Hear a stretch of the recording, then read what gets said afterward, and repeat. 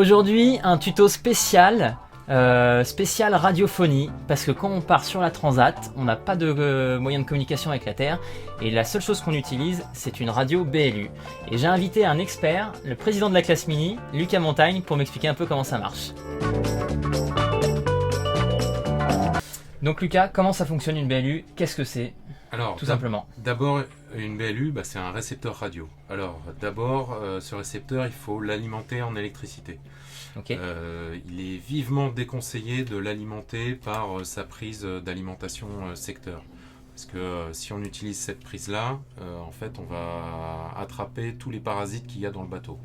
Donc, une BLU, ça s'alimente sur pile. Voilà. Avec un jeu de piles, on fait sans problème la mini.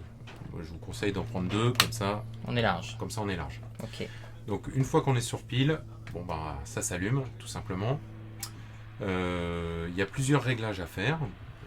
D'abord, il faut se mettre en onde courte, comme ça, en appuyant sur SW. SW pour Shortwave. Okay. Shortwave. Ensuite, avec ce petit bouton-là, on choisit le mode USB.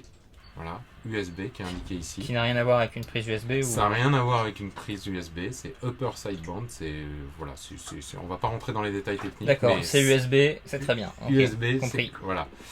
Et ensuite, on va taper la fréquence qu'on a envie d'écouter.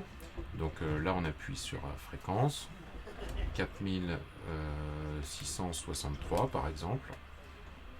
On appuie sur Enter.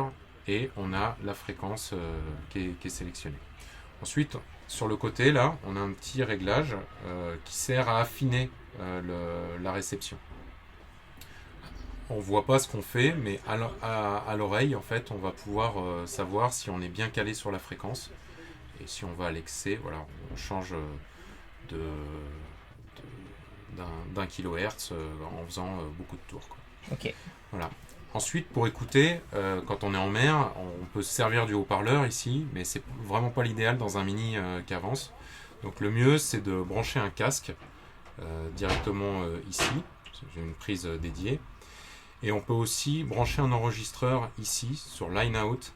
Donc on prend un câble double jack et on utilise un enregistreur pour pouvoir réécouter ce qu'on voilà. a enregistré, ou si on n'a pas eu le temps, qu'on est en train de faire une manœuvre, au moins on peut réécouter après. Exactement. Okay. Et parfois on entend mal, si on capte mal, réécouter plusieurs fois permet de comprendre ce qui a été dit, quoi. Okay.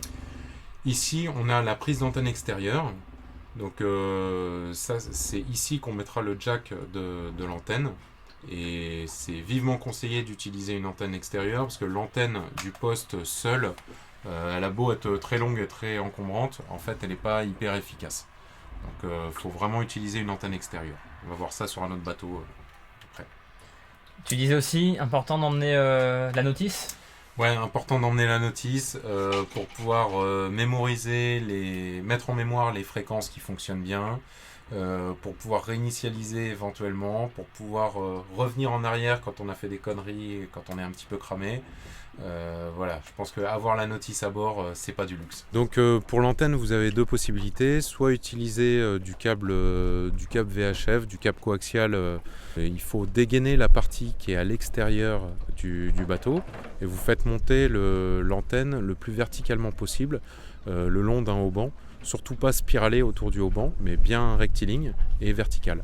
À l'intérieur du bateau, vous laissez la tresse le long du coaxial et vous soudez un jack de manière à pouvoir le connecter sur le poste BLU. La deuxième possibilité, c'est d'utiliser une antenne qu'on va hisser à chaque fois qu'on a envie d'écouter.